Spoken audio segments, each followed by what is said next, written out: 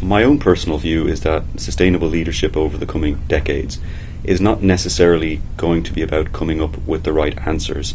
It's going to be, first of all, about asking the right questions, questions about how we reconcile human systems with natural systems.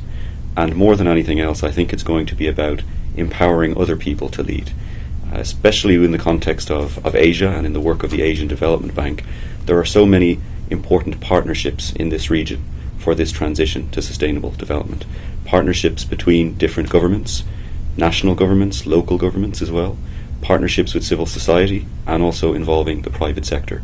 So I think what I would really like to see in terms of leadership is the development of a skill set amongst ADB staff where they feel empowered to go out and build these partnerships and develop the types of coalitions that we're going to need to transition to low carbon development.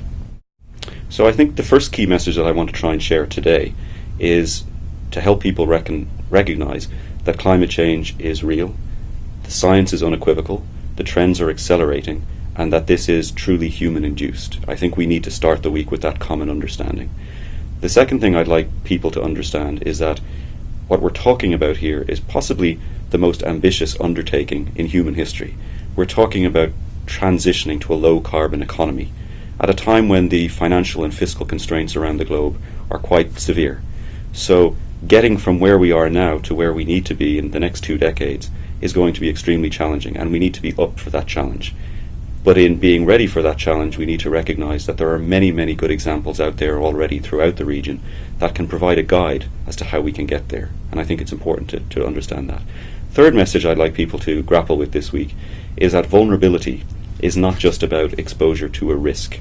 There are many, many parts of the world that are exposed to sea level rises or extreme weather events, but they're not vulnerable because they have the governance structures, they have the financial resources, they have the knowledge resources to deal with these risks.